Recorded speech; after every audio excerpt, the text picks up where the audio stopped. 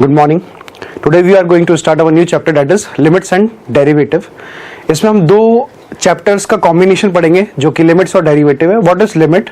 सबसे पहली बात तो हम ये देखें कि लिमिट हम जिसकी फाइंड करेंगे वो हमेशा एक फंक्शन होगा. यानी कहने का मतलब ये है कि we are going to find the limit of a function. मतलब जब भी हम लिमिट निकालेंगे that will be of a function. तो हमारे चैप्टर का नाम है लिमिट्स एंड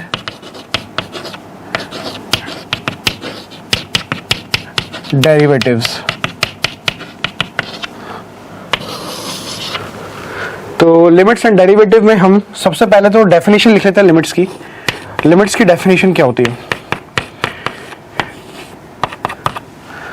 एक्चुअली क्या है, लिमिट जो है वो कैलकुलस का पार्ट है और कैलकुलस में सबसे पहला टॉपिक जो हम पढ़ते हैं वो फंक्शन. तो आप सबसे पहले आपको फंक्शन की नॉलेज होनी चाहिए. बहुत सारे कंसेप्ट जो है इसमें फंक्शन के यूज होंगे, तो you should have the knowledge of function के फंक्शन में क्या क्या बातें इस्तेमाल होती है. तो मैं लिमिट की अगर डेफिनेशन लिखना चाहूँ तो ये क्या है कि फंडामेंटल वो है पार्ट कैलकुलस का जहाँ पे हम एनालाइज करते हैं फंक्शन का वैल्यू कहाँ पे, नेबरहुड पे. ठीक है, तो fundamental concept of calculus, fundamental concept of calculus where we analyze the behavior of the function, where we analyze the behavior of a function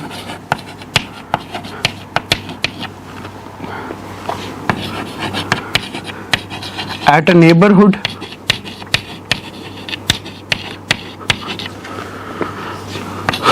of a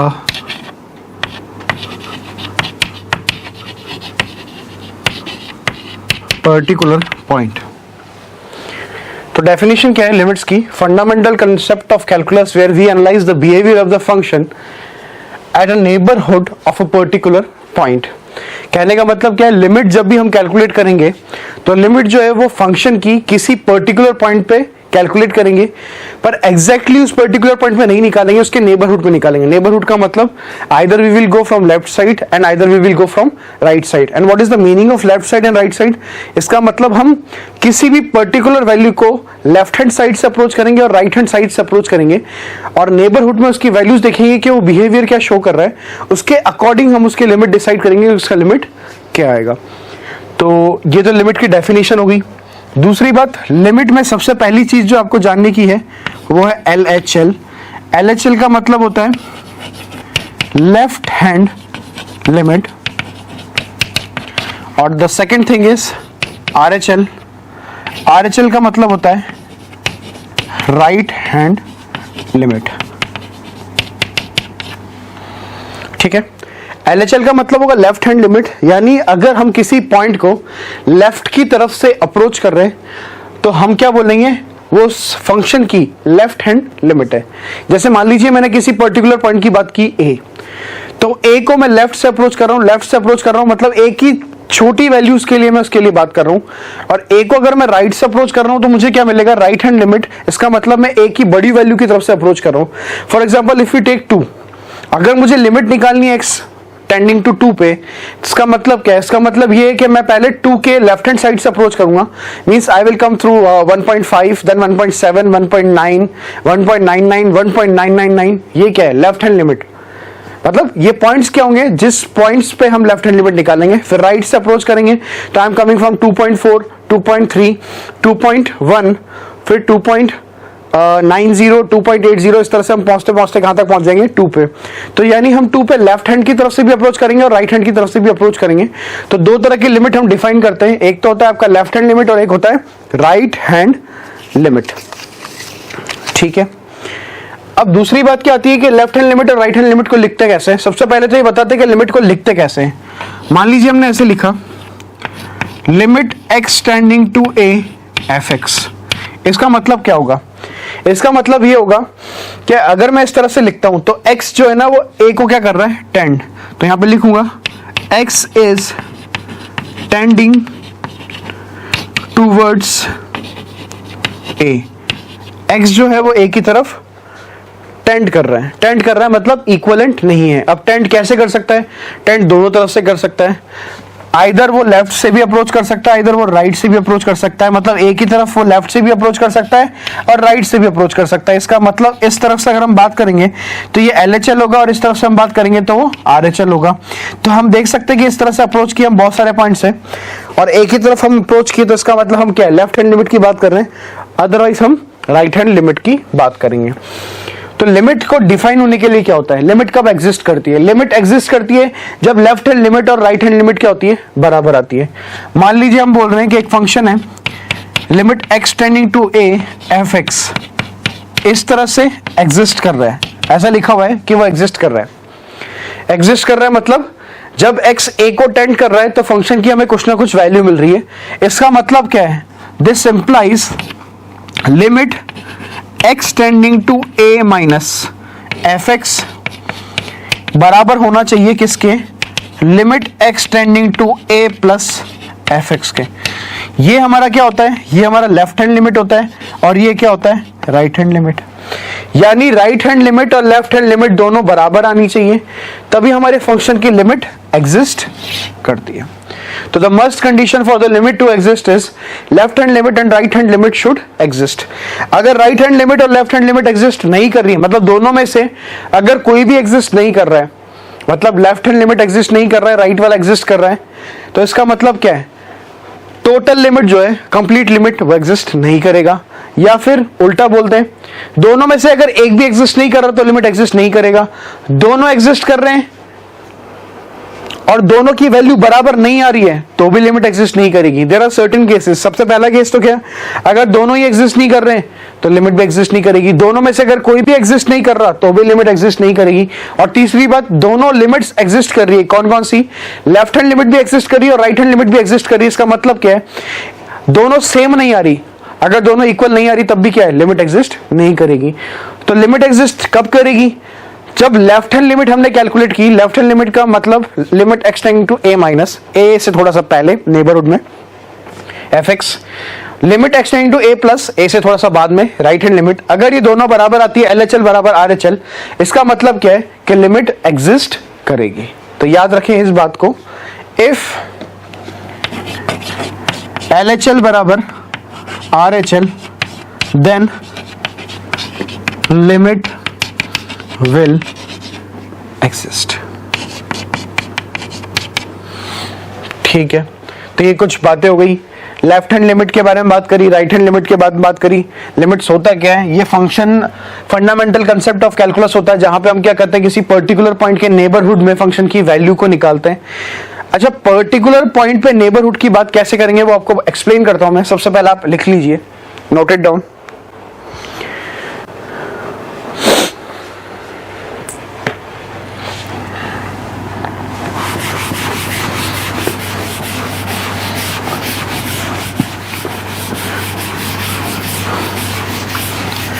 late us suppose हम बात करते हैं limit x tending to 4 x plus 4 की बात करते हैं। तो हम दो टेबल बनाते हैं। सबसे पहले x लिखते हैं और फिर f(x) लिखते हैं। हम सबसे पहले क्या करेंगे, हम x को अप्रोच कराएंगे 4 के राइट हैंड साइड से। 4 के राइट हैंड साइड से अप्रोच कराएंगे, इसका मतलब we are starting for let us suppose 4.3 से स्टार्ट करते हैं। तो जैसे ही हम x को 4.3 डालेंगे तो 4.3 प्लस 4 कितना हो जाएगा? 8.3। फिर हम और कम आए, मतलब हम 4 की तरफ अप्रोच कर रहे हैं। We are approaching towards 4। कहां से? राइट हैंड साइड से। राइट हैंड साइड से मतलब 4 के राइट में। 4 के राइट में कितना आएगा? 4.1, 4.2, 4.3। तो उस तरफ से अप्रोच कर रहे हैं। तो जैसे ही हमने x की जगह 4.3 पुट किया तो 4.3 प्लस 4 कितना हो जाएगा? 8.3। Then again if we put x is equal to 4.2 तो 4.2 प्लस 4 कितना हो जाएगा?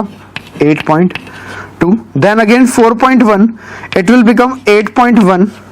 ठीक है, फिर और छोटा लेते हैं, और छोटा लेंगे तो 4.001, तो यह आ जाएगा 8.001। फिर और छोटा ले लेते हैं 4.00001, तो 8.0001। यानी आप एक चीज नोट कर सकते हैं यहाँ पे कि जैसे जैसे हम 4 को अप्रोच कर रहे हैं वैसे वैसे f(x) किसको अप्रोच कर रहा है? 8 को। जैसे जैसे हम 4 को अप्रोच कर रहे हैं, जैसे जैसे x की वैल्यू 4 को अप्रोच कर रही है, fx की वैल्यू कहां पे अप्रोच कर रही है, 8 को अप्रोच कर रही है। तो यहां पे लिख सकता हूं मैं, from right hand side if x is approaching 4 then fx is approaching 8। चलिए, तो हमें पता लग गया कि इस फंक्शन की राइट हैंड लिमिट का वैल्यू कितना होगा, 8। तो क्या हम लिख सकते हैं यहां पे कि राइट हैंड लिमिट जो है उसका वैल्यू कितना आ जाएगा, 8। चलिए आगे बढ़ते हैं, इसी क्वेश्चन की बात करते हैं। इसमें लेफ्ट हैंड साइड से अप्रोच करते हैं, लेफ्ट हैंड साइड से अप्रोच करते हैं, इसका मतलब वापस से x, यहां पे फिर से क्या लिखेंगे, fx। ठीक है, अब हम x को पुट करते हैं, सपोज 3.8, 3.9, 3.99, 3.999। तो अगर मैं x को 3.8 पुट करता हूं यहां पे, तो I will be getting 3.8 plus 4, and what is 3.8 plus 4, it's 7.8। फिर 3.9 plus 4, it will become 7.9, then again it will become 7.99, then it will become 7.999।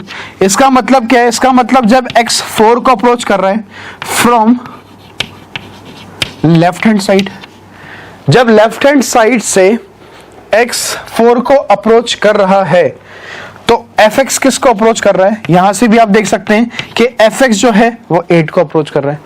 अगर fx यहां पे 8 को अप्रोच कर रहा है, इसका मतलब क्या है, लेफ्ट हैंड लिमिट भी क्या आएगी हमारे पास, 8 आएगी।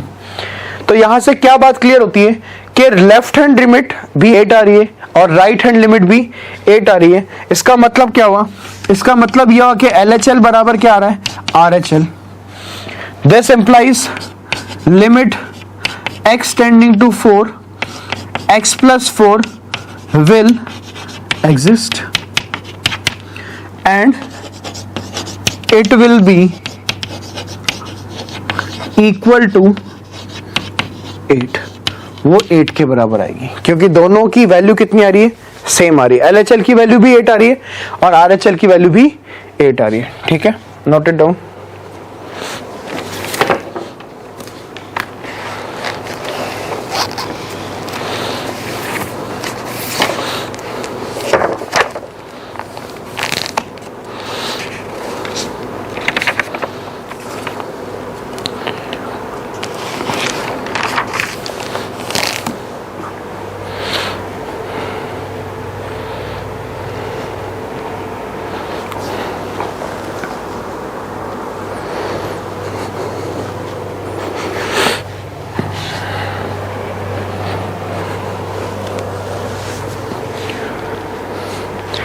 एक दो बातें और हम लोग देख लेते हैं, जैसे कि हम बोलना चाहें, क्या बोलना चाहें, जैसे इसकी बात करते हैं।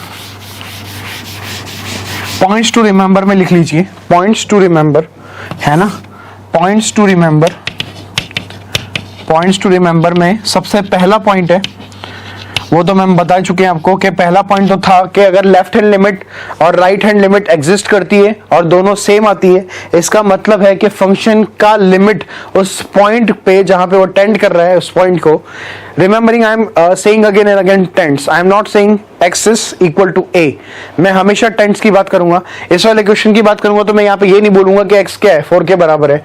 Actually it is not equal to 4 but it is tending towards 4 and the fx is tending towards 8 from the neighborhood from left hand side as well as from right hand side, hence we say the limit at x is equal to 4, x tending to 4 is 8। समझ गए बात को।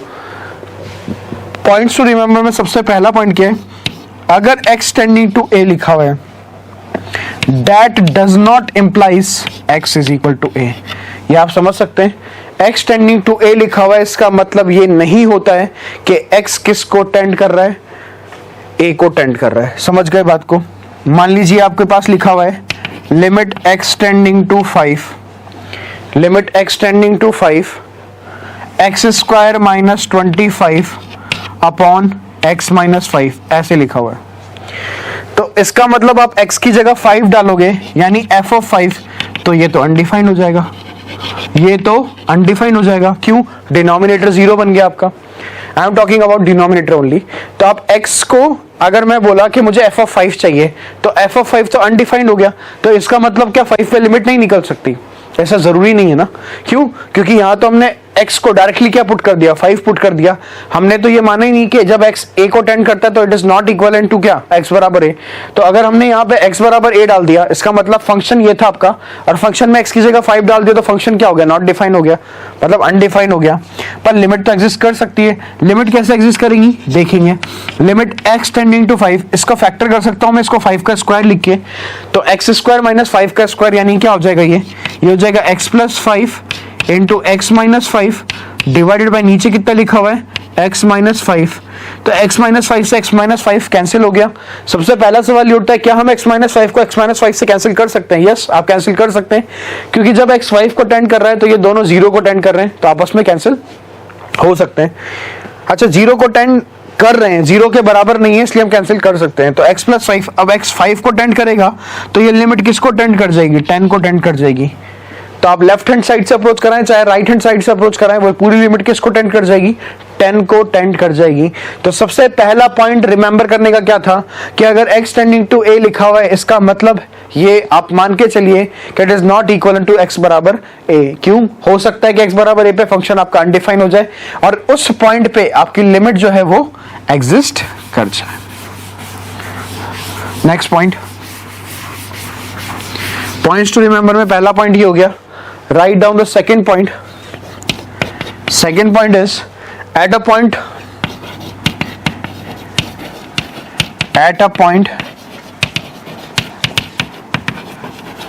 limiting value of a function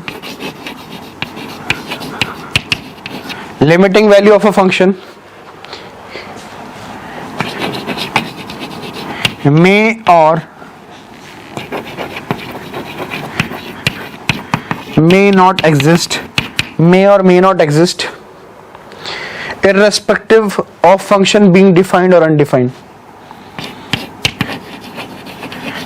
irrespective of the function being defined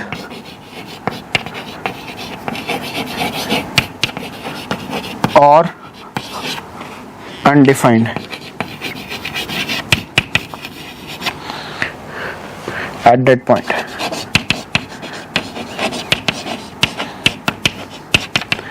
इस point का मतलब क्या है, इस पॉइंट का मतलब समझते हैं।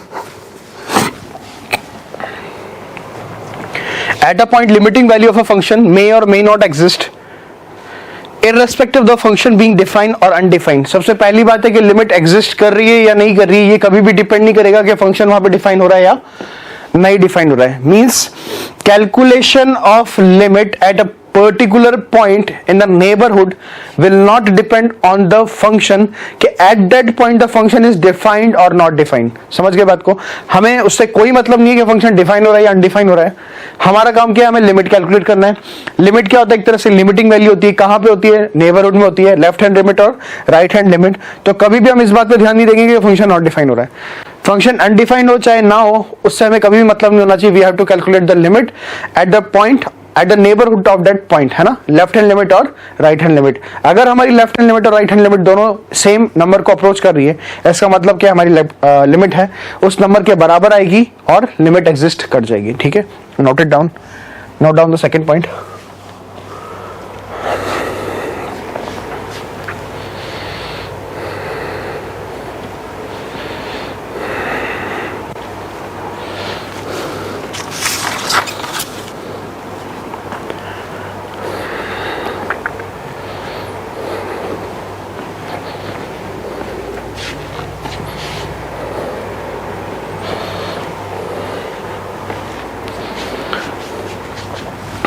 तो ये पॉइंट्स का आपको ध्यान रखना है।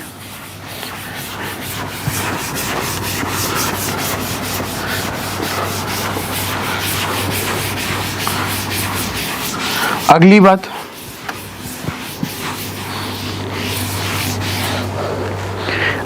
क्या है? For limit x tending to a fx, for limit x tending to a fx.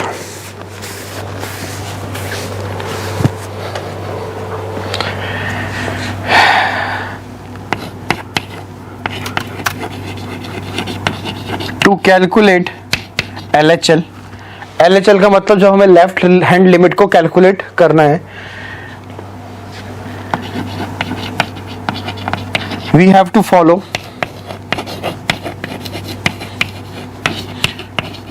some steps. क्या स्टेप्स होंगे?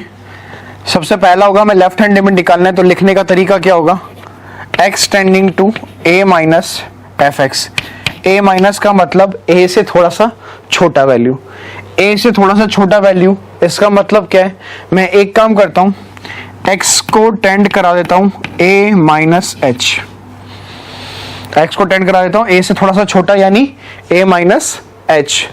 तो अगर x a माइनस h को टेंड कर रहा है, जहां पे h क्या है? बहुत छोटा सा नंबर है ना? x टेंडिंग टू क्या होगा? a minus h. a minus का मतलब a माइनस h का मतलब a से थोड़ा सा छोटा वैल्यू, मतलब a में से हम कुछ सब्ट्रैक्ट कर रहे हैं जो कि जीरो को टेंड कर रहा है, तो एक छोटा सा वैल्यू हम a में से सब्ट्रैक्ट कर रहे हैं, तो x को हमने पुट कर दिया a माइनस h.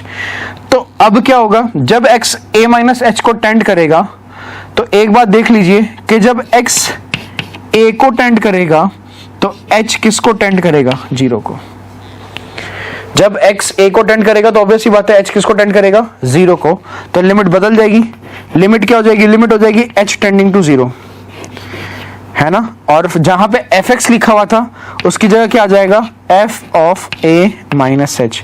तो ये आपका बन जाएगा left hand limit. Left hand limit को हम ऐसे कैलकुलेट करेंगे, यानी हमारा जो वैल्यू दिया हुआ है, जिस वैल्यू पर हम अप्रोच कर रहे हैं, जैसे मान लीजिए लिमिट x टेंडिंग टू की बात कर रहे हैं, जैसे मान लीजिए लिमिट x टेंडिंग टू की बात कर रहे हैं, तो हम क्या कर देंगे?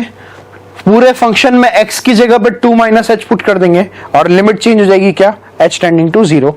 हम क्वेश्चंस करेंगे तो हमें समझ में आ जाएगा और भी क्लियर हो जाएगा कि किस तरह से इसको लिखा जाता है.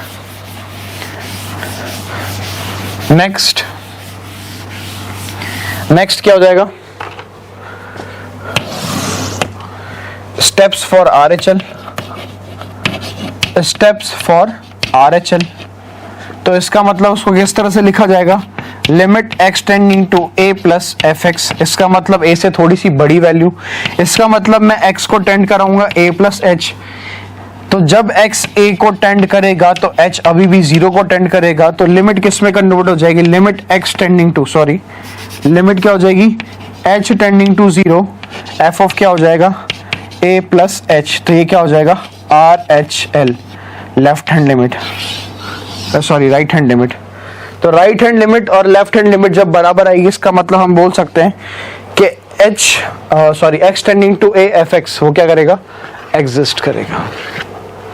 समझ गए बात को? लेफ्ट हैंड लिमिट निकालने का तरीका क्या है?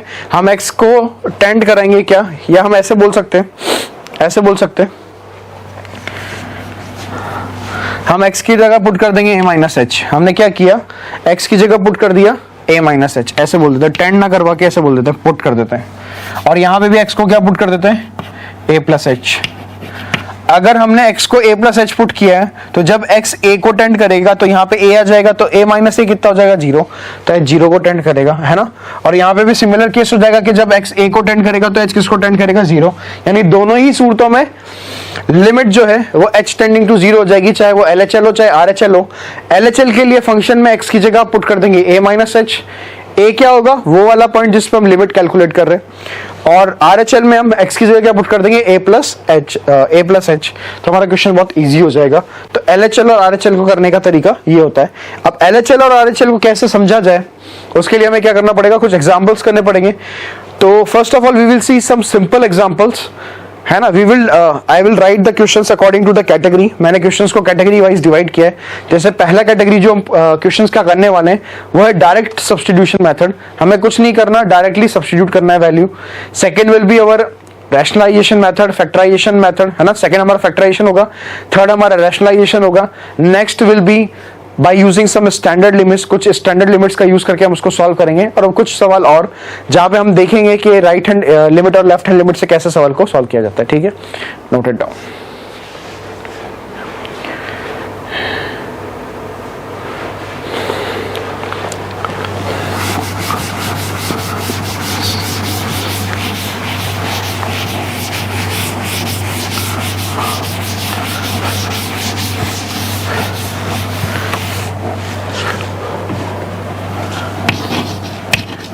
Bye direct substitution, by direct substitution. Direct substitution मतलब डायरेक्टली हम वैल्यू पुट करने वाले हैं, ठीक है। तो write down the questions for directly substitution. Question number 1 is limit x tending to 1 3x square plus 4x plus 5. This is our first question.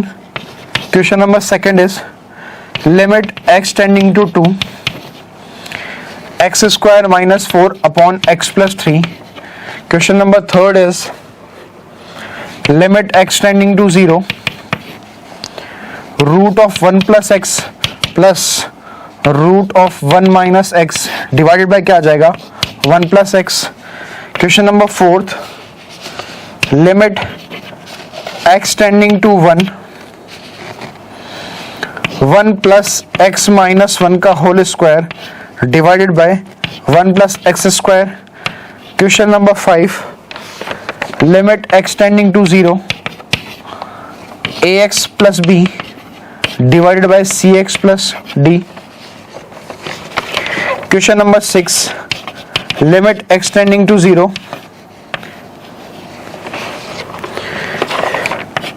x की power 2/3 minus 9 upon x minus 27। तो ये कुछ क्वेश्चंस है हमारे पास direct substitution के। तो direct substitution के questions को कैसे सॉल्व करेंगे देख सकते हैं।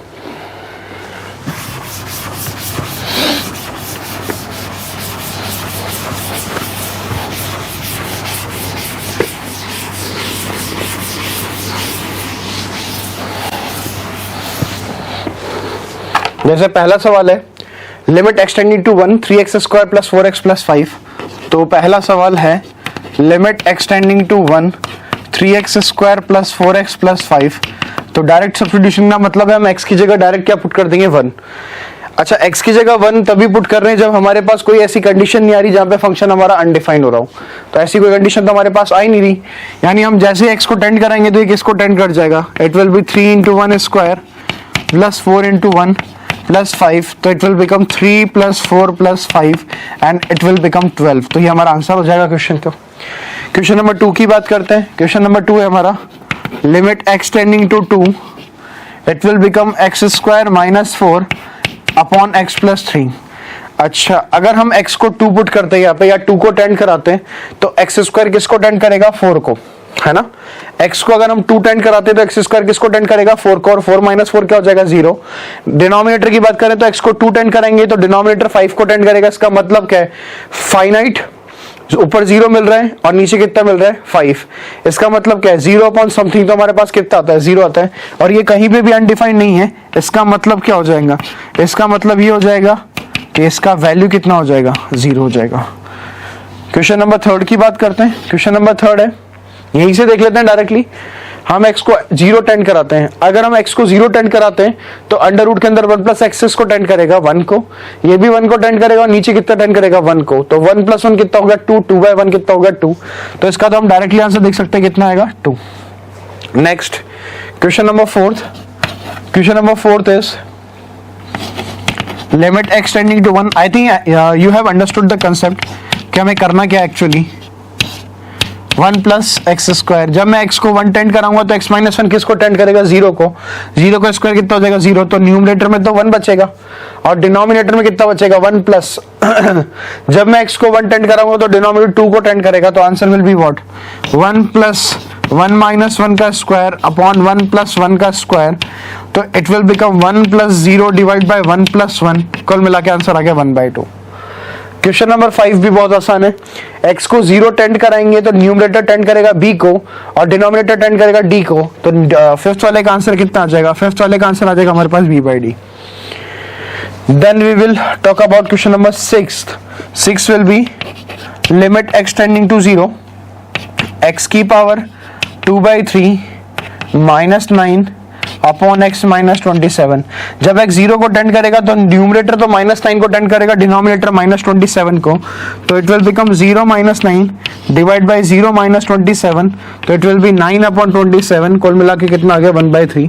तो these are the certain question that we can solve by using direct substitution method, directly हम वैल्यू सब्सटीट्यूट करेंगे, हमें आंसर मिल जाएगा। क्यों? क्योंकि हमारे पास कोई भी ऐसा लिमिट निकालने के लिए फंक्शन नहीं दिया हुआ जो क्या हो रहा है, अनडिफाइन हो रहा है। ठीक है, note it down.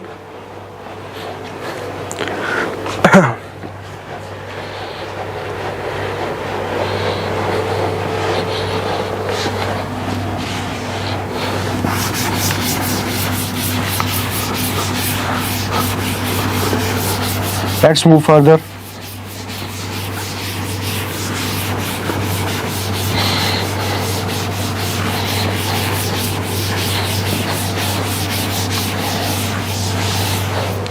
Next is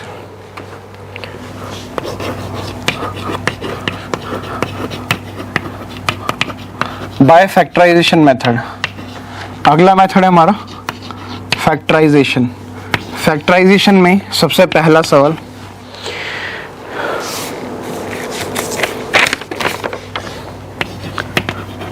limit x tending to 2 x square minus 5x plus 6 divided by x square minus 4.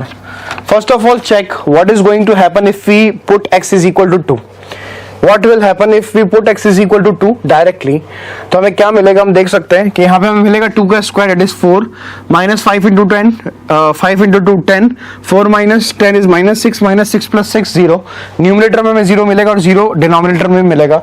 इसका मतलब ये एक तरह से कौन सा फॉर्म बन गया, 0 बाई 0 फॉर्म। और 0 बाई 0 फॉर्म कौन सी फॉर्म होती है, इनडिटरमिनेट फॉर्म। अब इनडिटरमिनेट फॉर्म क्या होती है इसके बारे में हम ज्यादा बात ना करें, है ना, पर इतना हमें पता है कि हम इनडिटरमिनेंसी को हटा सकते हैं। कैसे रिमूव कर सकते हैं इस क्वेश्चन में, फैक्टराइजेशन करके। और फैक्टराइजेशन करके अगर इनडिटरमिनेंसी को हटा दिया हमने, इनडिटरमिनेंसी को, तो इसका मतलब क्या, हमारा क्वेश्चन सॉल्व हो जाएगा। ठीक है, तो 0 बाई 0 जब भी हमें फॉर्म मिल रहा है तो कैसे ना कैसे हम 0 बाई 0 को रिमूव कर सकते हैं। कैसे, either by factorization, either by rationalization और whatever. There are so many concept to remove indeterminate form that you will study in class 12th limit. Actually we were studying for class 11 NCERT and that is the level. Okay, इतना ही है, उसमें ज़्यादा नहीं है, तो इतना ही हम पढ़ने वाले हैं। और क्लास 12th में लिमिट्स हम लोग सारी बातें पढ़ेंगे लिमिट्स के बारे में। There are total 7 indeterminate forms that we will study and how to solve them. We will study the concept और the pattern, किस तरह से हम उसको सॉल्व करने वाले हैं। ठीक है, तो फैक्टराइजेशन कर देते हैं। तो क्या हो जाएगा, लिमिट x टेंडिंग टू 2, इसका फैक्टराइजेशन हो जाएगा x minus 2 into x minus 3 into x minus 2 into x plus 2। X minus 2 से एक्स माइनस 2 कैंसिल हो गया, तो x जब 2 को टेंड करेगा तो 2 माइनस 3 कितना हो जाएगा, -1 अपॉन ये कितना हो जाएगा, 2 प्लस 2 कितना हो जाएगा, 4। तो इसका आंसर आ जाएगा -1/4। This is the first question. Question number second is, what is question number second, limit x tending to 1, limit x tending to 1 it will become x cube minus 1 upon x minus 1। इसको हम देख सकते हैं, जब x 1 को tend करेगा, जब x 1 को टेंड करेगा तो न्यूमरेटर किसको टेंड करेगा, 0 को, और डिनोमिनेटर पे किसको टेंड करेगा, 0 को। इसका मतलब again 0 by 0 form. We can do the factorisation. कैसे, हम इसको लिख सकते हैं x का क्यूब माइनस 1 का क्यूब अपॉन x माइनस 1। तो न्यूमरेटर में बन गया a cube minus b cube, वो किसके बराबर होता है, a minus b into a square plus a b plus b square divide by x minus 1। x minus 1 से x माइनस 1 कट गया, x को जब हम 1 टेंड करेंगे तो क्या मिल जाएगा, we will be getting 1 square plus 1 plus 1। इसका मतलब कितना हो जाएगा, 3। तो इस क्वेश्चन का आंसर क्या हो जाएगा, 3। Okay, let's do question number third. I am doing it fastly because they are very easy questions, है ना, हम बहुत ही आसानी से इनको सॉल्व कर सकते हैं। Question number third is x cube minus 6x square plus 11x minus 6 divided by कितना हो जाएगा, ये x square minus 6x plus 8। ठीक है, और लिमिट जो है वो x टेंडिंग टू क्या हो जाएगा, 2। अब जैसे ही हम x टेंडिंग टू 2 पुट करेंगे तो डिनोमिनेटर में क्या बनेगा, पहले देख लेते हैं। 2 का square 4, 4 minus 12 is minus 8 plus 8 0। Numerator क्या बन जाएगा, न्यूमरेटर में x का क्यूब मतलब 2 का cube 8, 8 minus 24 is minus 16, minus 16 plus 22 is minus 16 plus 22 is 6 and 6 minus 6 is 0। यानी x 2 को टेंड कराने तो डिनोमिनेटर न्यूमरेटर दोनों 0 रहे। अच्छा, एक बात हम नोट कर सकते हैं कि x माइनस 2 का एक फैक्टर है, x माइनस टू इसका एक फैक्टर है। तो क्या हम क्यूबिक को ब्रेक कर सकते हैं? बिल्कुल ब्रेक कर सकते हैं। कैसे ब्रेक कर सकते हैं?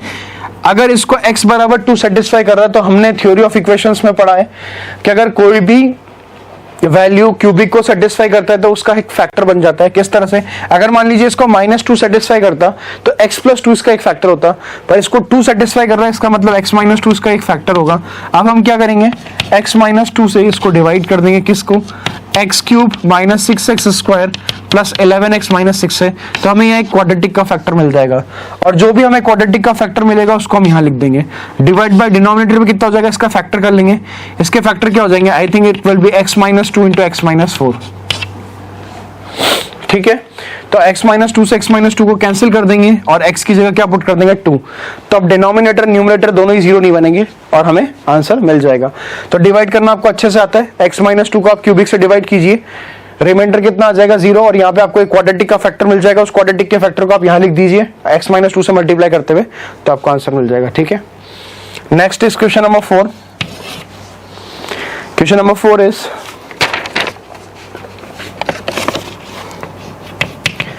Limit x tending to 4 x² - x - 12 पूरे की power 18 divided by x³ - 8x² + 16x की होल पावर 9। यह हमारा क्वेश्चन है। तो जैसे हम x को 4 टेंड करेंगे तो 4 का square 16, 16 - 4 is 12, 12 - 12 is 0, numerator is 0, 4³ is 64 - 4 square is 16, 8 जा जो भी आएगा यहाँ से, तो ये भी 0 बन जाएगा हमें टोटल मिला के। तो 16 4 जा 64, 64 + 64 is 128, 128 - 128 सब 0 हो जाएगा। तो सब 0 हो जाएगा तो फैक्टराइजेशन मेथड लगा लेते हैं। इसके फैक्टर करेंगे किसके? x² - x - 12 के फैक्टर्स क्या हो जाएंगे? x² - 4x + 3x - 12, तो ये हो जाएगा x × x - 4 + 3 × x - 4, तो it will become x + 3 × x - 4। तो ये बन जाएगा हमारे सामने limit x tending to 4 it will become x + 3 की होल पावर 18 हो जाएगा और x - 4 की भी होल पावर 18 आ जाएगा। हमने दोनों फैक्टर, इसके फैक्टर करे, दोनों फैक्टर हो गए तो दोनों के ऊपर 18 पावर हो गया। डिवाइडेड बाय न्यूमरेटर की बात करते हैं, सॉरी डिनोमिनेटर की। डिनोमिनेटर में क्या है? हम x कॉमन निकाल सकते हैं, बिल्कुल निकाल सकते हैं। x कॉमन निकलेगा तो x की पावर 9 कॉमन निकलेगा। अब अंदर कितना बचेगा? We will be getting x² - 8x + 16 और होल पावर कितना हो जाएगा? 9। अच्छा, फिर इसको फर्दर सॉल्व करते हैं। Limit x tending to 4। अभी क्या प्रॉब्लम होता है देखते हैं। जब हम x को 4 टेंड कराते हैं तो न्यूमरेटर अभी भी 0 को टेंड कर रहा है और डिनोमिनेटर भी 0 को टेंड करेगा। क्यों करेगा? क्योंकि 4 इसको सेटिस्फाई कर रहा है। 4 का स्क्वायर 16 - 8 4 32, तो 16 + 16 32 - 32 क्या हो जाएगा? 0। तो ये कितना मिल जाएगा? x + 3 की पावर 18 × x - 4 की पावर 18 डिवाइड बाय x की पावर 9। एक चीज नोट कीजिए कि x² - 8x + 16 जो है वो x - 4 का होल स्क्वायर है। किसका होल स्क्वायर है? x - 4 का होल स्क्वायर। तो x - 4 का स्क्वायर है और पूरे की पावर 9 है, तो कितना हो जाएगा? ये हो जाएगा x - 4 की पावर 18। दोनों आपस में कट जाएंगे। अब हमें क्या है? x को 4 टेंड कराना है, तो 4 + 3 कितना हो जाएगा? 7। तो it will be 7 to the power 18 divide by 4 to the power 9।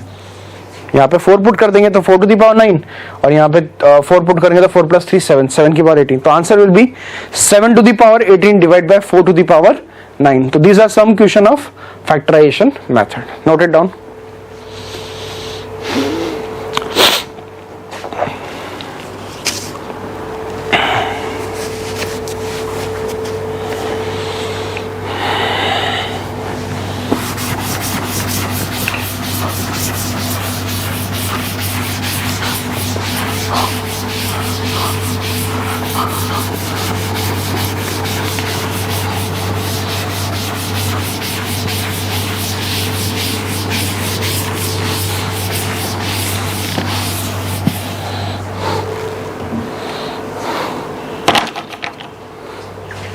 Next is by rationalization by rationalization method. Question क्या है? सबसे पहला write down the question. Limit x tending to 0 root के अंदर 2 प्लस एक्स माइनस का root 2 divide by x. तो हम x को 0 पुट करते हैं. जैसे ही हम x को 0 पुट करेंगे तो न्यूमरेटर तो क्या हो जाएगा 0, क्योंकि रूट 2 प्लस 0 मतलब रूट के अंदर 2 plus 0 root 2 minus root 2 0, denominator तो वैसे ही रूट 2 है. तो हम क्या कर देंगे? रैशनलाइज कर देंगे. रैशनलाइज किसके रेस्पेक्ट में करेंगे? न्यूमरेटर के रेस्पेक्ट में, क्योंकि न्यूमरेटर हमें ऐसा फैक्टर दे रहा है जिससे हमें रैशनलाइज करना पड़ेगा. तो हम एक काम करते हैं, न्यूमरेटर में मल्टीप्लाई करते हैं 2 प्लस एक्स प्लस रूट 2 से, और डिनोमिनेटर में मल्टीप्लाई करते हैं root 2 plus x plus root 2 से. ठीक है, तो limit x tending to 0, what we will be getting, this is a minus b into a plus b, it's a square minus b square. इसका मतलब क्या हो जाएगा? रूट 2 प्लस एक्स का होल स्क्वायर माइनस रूट 2 का whole square divide by नीचे कितना हो जाएगा? नीचे सेम रखते हैं हम लोग, x इंटू रूट के अंदर 2 प्लस एक्स प्लस कितना हो जाएगा? रूट 2. फिर फर्दर सॉल्व करते हैं तो लिमिट x टेंडिंग टू 0 कितना हो जाएगा? 2 प्लस एक्स का स्क्वायर कितना हो जाएगा? 2 प्लस एक्स माइनस ही कितना हो जाएगा? 2 डिवाइड बाई एक्स इंटू कितना हो जाएगा? रूट के अंदर 2 प्लस एक्स प्लस कितना हो जाएगा? रूट 2. 2 से 2 कैंसिल हो गया, x से x कैंसिल हो गया. तो finally we will be getting limit x tending to 0 1 upon bracket के अंदर कितना हो जाएगा? Root 2 plus x plus root 2. तो x को 0 पुट करूंगा तो रूट 2 प्लस रूट 2 कितना हो जाएगा? 2 रूट 2. तो answer will be what? 1 upon 2 root 2. तो this is the final answer, 1 upon 2 root 2. ठीक है, ये पहला सवाल हो गया हमारा रैशनलाइजेशन का. Let's do another example. Question number 2 एक साथ लिख लीजिएगा. फिर question number 2 is limit x tending to 0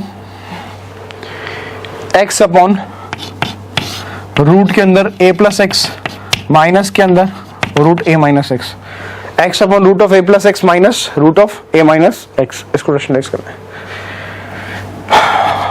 इस बार डिनोमिनेटर के रेस्पेक्ट में रैशनलाइज करेंगे तो ये हो जाएगा x into root of a plus x plus root of a minus x divided by नीचे कितना हो जाएगा? Root of a plus x minus of root of a minus x into root of a plus x plus root of a minus x. तो limit x tending to 0 it will become x into root of a plus x plus root of a minus x divided by a minus b into a plus b is a square minus b square, यानी a plus x minus of a minus x. तो a से a cut जाएगा, denominator में कितना बचेगा? 2x. तो हम देख लेते हैं एक बार, x into root of a plus x minus plus of root of a minus x, denominator में हमारे पास बचेगा केवल 2x. Limit x tending to 0, x से x कैंसिल हो गया. अब x को 0 टेंड कराएंगे तो 0 रूट है, ये भी रूट है, तो रूट है प्लस रूट है 2 रूट है, और 2 रूट ए बाई 2 कितना हो जाएगा? 2 root a by 2. It will be equal to root a. तो ये फाइनल आंसर आ जाएगा. तो ये सेकंड क्वेश्चन हो गया रैशनलाइजेशन का. Let's do another question. Question number 3.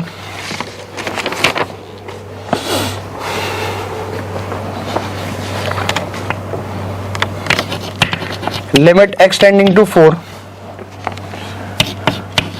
X square minus 16 divide by root के अंदर एक्स स्क्वायर प्लस 9 माइनस का 5. ठीक है, डिनोमिनेटर के रेस्पेक्ट में हम रैशनलाइज करते हैं.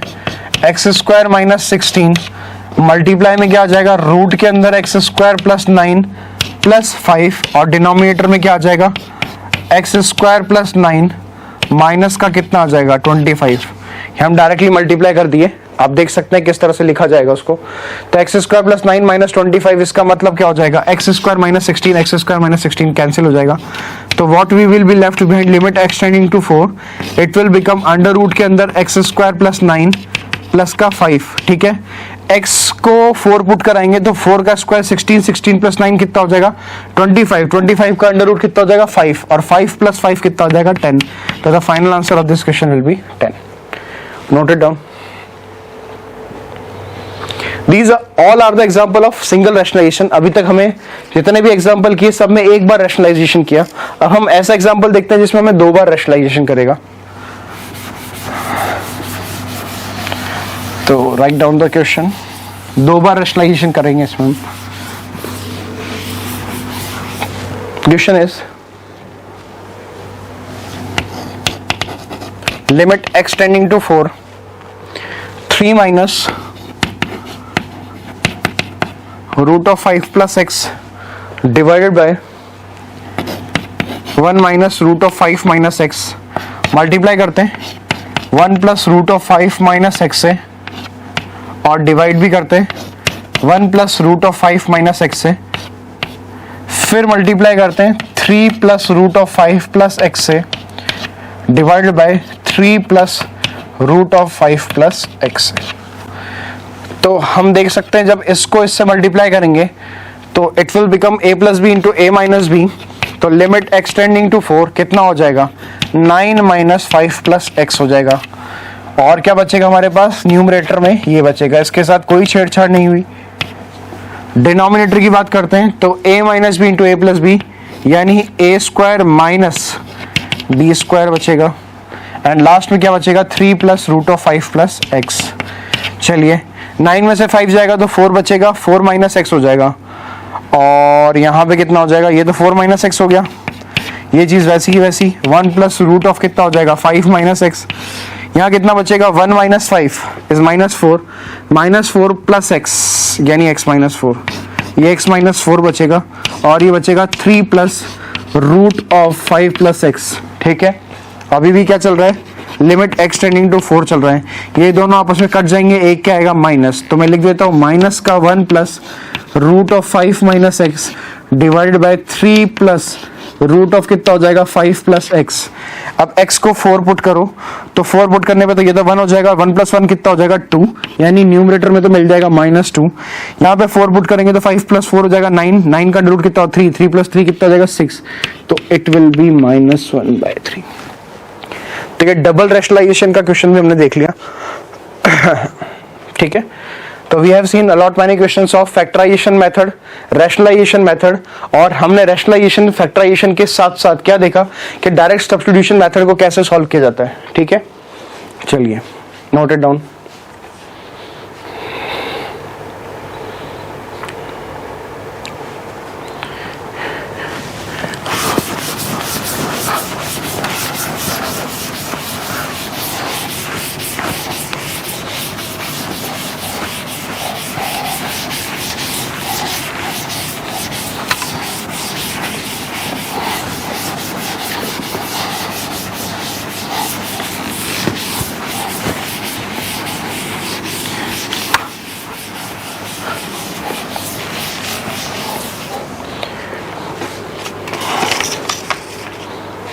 Next topic is evaluation of limits by using some standard limits। तो इसमें सबसे पहला स्टैंडर्ड लिमिट जो आता है वो आता है limit x tending to a, x की पावर n माइनस a की power n upon x minus a, ये होता है n इंटू a की पावर n माइनस 1। ये पहला स्टैंडर्ड लिमिट है जो हमें याद रखना है कि limit x tending to a, x की पावर n माइनस a की power n, that will be equal to n into a की पावर n माइनस 1, इसके बराबर होता है। ठीक है, चलिए इसका यूज करते हैं। रिमेंबर दिस थिंग, यहाँ पे एक्सटेंडिंग टू a है और यहाँ पे भी क्या लिखा हुआ है, a लिखा हुआ है। गड़बड़ ना हो जल्दीबाजी में, इस बात का ध्यान रखते हुए चलेंगे। ठीक है, तो एग्जाम्पल देखना स्टार्ट करते हैं। सबसे पहले एग्जाम्पल नंबर 1, एग्जाम्पल नंबर 1 है limit x tending to 2, x की power 10 minus 1024 divide by x minus 2, ऐसे लिखा हुआ है। तो क्या मैं इसको ऐसे लिख सकता हूं, limit x tending to 2, x की पावर 10 माइनस 2 की power 10 divided by x minus 2। क्या ये और ये फॉर्मेट जो है स्टैंडर्ड लिमिट, स्टैंडर्ड लिमिट का मतलब ये होता है कि आप डायरेक्टली इन फॉर्मूलाज को याद रखेंगे और इन फॉर्मूलाज के एप्लीकेशन से आप क्वेश्चन को सॉल्व करेंगे बाय आइडेंटिफाई कि यहाँ पे कौन सा स्टैंडर्ड लिमिट यूज होगा। तो हमने सबसे पहला स्टैंडर्ड लिमिट लिखा है, वो लिखा है limit x tending to a x की पावर n माइनस a की power n divide by x minus a, that will be equal to n into a की पावर n माइनस 1। तो यहाँ पे हम देख सकते हैं कि हमें क्वेश्चन था limit x tending to 2 x की power 10 minus 1024 divide by x minus 2। तो हमने क्या किया, 1024 को लिख दिया 2 की पावर 10। अब आप देख सकते हैं कि limit x tending to a, ये भी a ये भी a, तो यहाँ पे भी a बन गया, नीचे x माइनस a था। हाँ, अब बिल्कुल फॉर्मेट में आ चुके हैं जो अपने स्टैंडर्ड लिमिट पढ़ा था।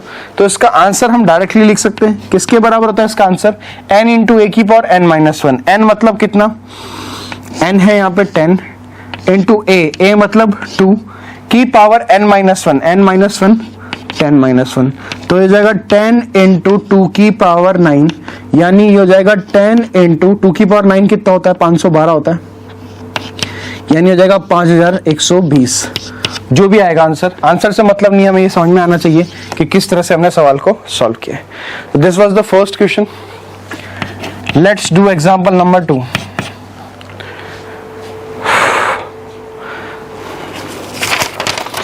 Next is limit x tending to 2 x की power 10 minus 1024 divide by x की पावर 5 माइनस 32, ऐसे लिखा हुआ है। तो हम इसको क्या लिख सकते हैं, x की पावर 10 माइनस 2 की पावर 10 डिवाइड बाय x की पावर 5 माइनस 2 की पावर 5, क्योंकि हमें पता है कि 32 क्या होता है, 32 हमारा 2 की पावर 5 होता है। अब क्या करें, अब यहाँ पे आप चीज दे सकते हैं कि x की पावर n माइनस a की पावर n तो बन रहा है, और यहाँ पे भी x की पावर n माइनस a की पावर n बन रहा है। दोनों में x माइनस a की कमी है, दोनों में x माइनस a की कमी है। इसका मतलब क्या है कि दोनों ही जगह पे x माइनस a नहीं आ रहा है। अब दोनों ही जगह पे x माइनस a नहीं आ रहा है, इसका मतलब क्या है, हम बना सकते हैं उसको, कैसे बना सकते हैं देख सकते हैं। लिमिट x टेंडिंग टू 2, इसको क्या लिख सकते हैं हम, x की पावर 10 माइनस 2 की power 10 divided by x minus 2 divided by x की पावर 5 माइनस 2 की power 5 divide by x minus 2। तो ये एक अलग फैक्टर बन गया और ये अलग फैक्टर बन गया, यानी ये अलग से एक स्टैंडर्ड लिमिट बन गया और डिनोमिनेटर भी एक अलग से स्टैंडर्ड लिमिट बन गया। और x माइनस 2 दोनों आपस में कैंसिल हो सकते हैं, कोई प्रॉब्लम नहीं है। तो इसका वैल्यू कितना आ जाएगा, तो ऊपर वाले की बात करूं स्टैंडर्ड लिमिट से, तो ये कितना आ जाएगा 10 इंटू 2 की पावर 10 माइनस 1, और डिनोमिनेटर कितना आ जाएगा 5 इंटू 2 की पावर 5 माइनस 1। तो ये जाएगा 10 इंटू 2 की पावर 9 डिवाइड बाय 5 इंटू 2 की पावर 4, तो ये हो जाएगा 2 इंटू 2 की पावर 5 यानी 2 की पावर 6, यानी 64 आंसर हो जाएगा इसका। I hope you all have understood कि हम क्या बताना चाह रहे हैं यहाँ पे, what we are trying to explain here. Okay,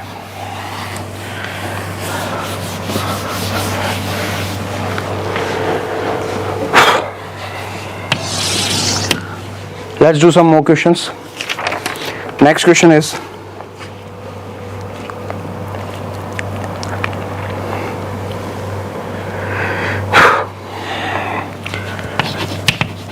limit x tending to a x root x minus a root a upon x minus a, ऐसे लिखा हुआ। तो इसको हम क्या लिख सकते हैं, limit x tending to a, ये हो जाएगा आपका x की पावर 1 और दूसरा हो जाएगा x की पावर 1/2 माइनस ये हो जाएगा a और ये हो जाएगा a की पावर 1/2 डिवाइड बाय क्या हो जाएगा x माइनस a।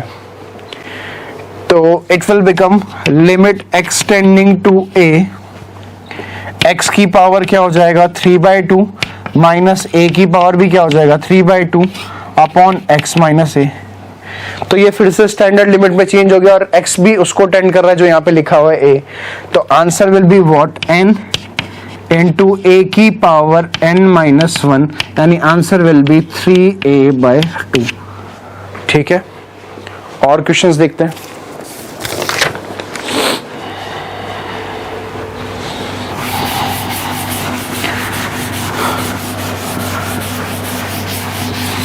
बहुत सारे क्वेश्चंस बनाए जा सकते हैं इसके ऊपर, स्टैंडर्ड लिमिट के ऊपर। बस हमें ये याद होना चाहिए कि इसको अप्लाई कैसे किया जाता है। Next is limit x tending to 9 x की power 3/2 minus 27 upon x minus 9।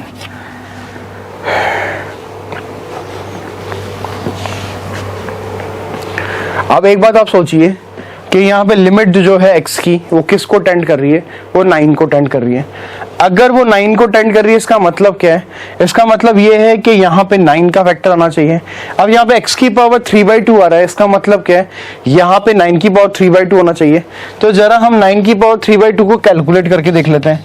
9 की पावर 3/2 का मतलब 3 स्क्वायर और पूरे की पावर 9/2, 2 से 2 कट गया, सॉरी पूरे के बाद 3/2, तो 3 का क्यूब मिल गया। 3 का क्यूब कितना होता है 27, यस।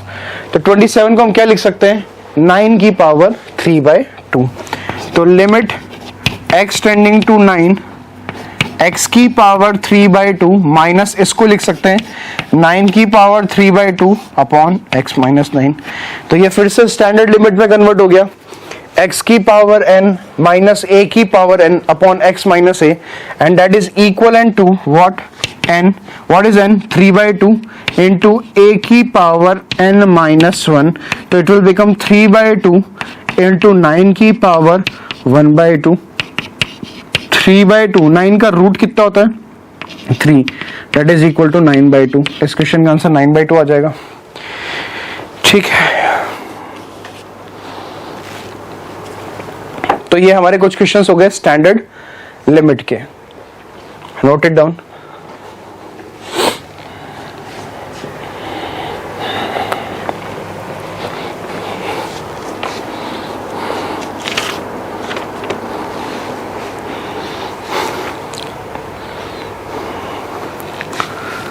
पहली स्टैंडर्ड लिमिट हम स्टडी कर चुके हैं। Now we will study second standard limit, and that is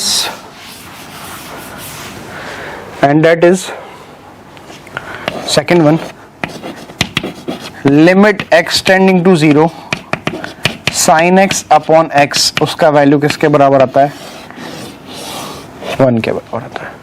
limit x tending to 0 sin x upon x का वैल्यू किसके बराबर आता है, 1 के बराबर। तो यही पे हम पहला एग्जांपल देख लेते हैं इसका फटाफट से। एग्जांपल नंबर 1 कितना है, limit x tending to 0, limit x tending to 0 it will become sine of ax upon bx, हमें ऐसे दिया हुआ है। तो एक चीज नोट करने वाली ये है कि यहाँ पे जब x 0 को टेंड कर रहा है तो ये वाला x भी 0 को टेंड कर रहा है, डिनोमिनेटर वाला x भी 0 को टेंड कर रहा है। इसका मतलब यहाँ पे साइन में क्या आ रहा है, ax आ रहा है। तो अगर हम नीचे ax लिख दें और ऊपर भी ax लिख दें अलग से, तो ये वाली चीज जो हम देख पा रहे हैं, sine ax upon x, x जब 0 को टेंड कर रहा है तो साइन 0 को टेंड करेगा और डिनोमिनेटर भी 0 को टेंड करेगा। इसका मतलब ये पूरा किसको टेंड करेगा, 1 को टेंड करेगा। इसका मतलब लिमिट x टेंडिंग टू 0 ये बन जाएगा sine ax upon ax, into में क्या आ जाएगा ax अपॉन bx, x से x कट गया, इसका वैल्यू कितना हो जाएगा 1। तो लिमिट x टेंडिंग टू 0 ये तो हमारे पास 1 आ जाएगा और यहाँ क्या बचेगा a/b। तो फाइनल आंसर क्या हो जाएगा a/b। तो ये तो पहला सवाल हो गया हमारा, बहुत ही सिंपल सा। और क्वेश्चन देखते हैं हम इस वाली लिमिट के ऊपर।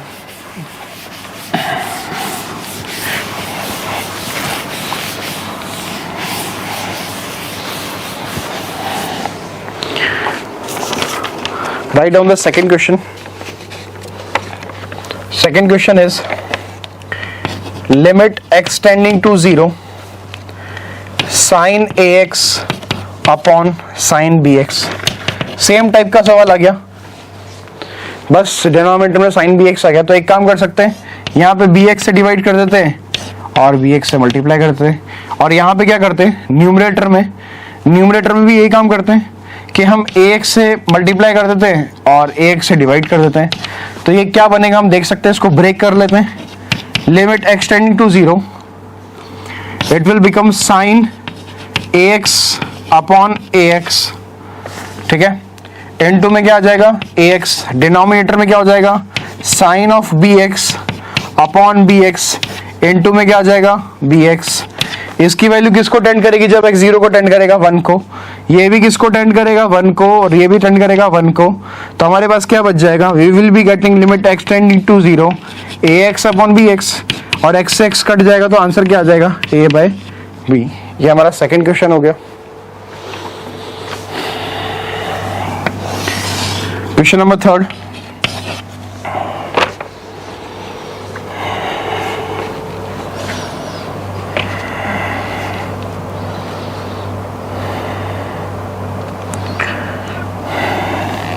Limit x tending to pi sine of pi minus x upon pi into pi minus x.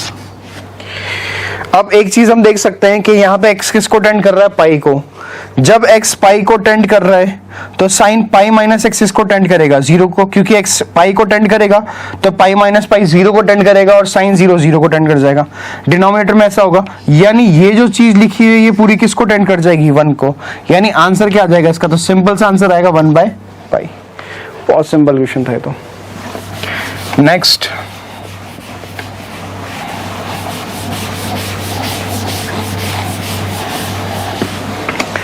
write down the next question.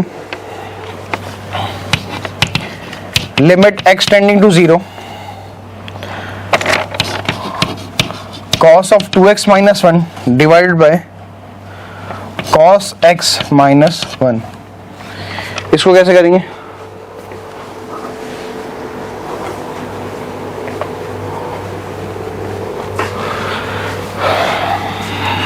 Limit x tending to 0, इसको मैं लिख सकता हूं 1 minus cos 2x upon 1 minus cos x। हम लोग जानते हैं cos 2x का फॉर्मूला क्या होता है, कॉस 2x होता है 1 माइनस 2 साइन स्क्वायर x। तो हम लिख सकते हैं 2 साइन स्क्वायर x बराबर कितना 1 माइनस कॉस 2x। और भी हाफ एंगल कर सकते हैं क्या, कि 2 साइन स्क्वायर x बाई 2 को हम क्या लिख सकते हैं 1 माइनस कॉस x। एंगल का हाफ कर दिया हमने। तो इन दो फॉर्मूलों को यूज करते हुए हम क्या करेंगे, इसको सॉल्व करेंगे।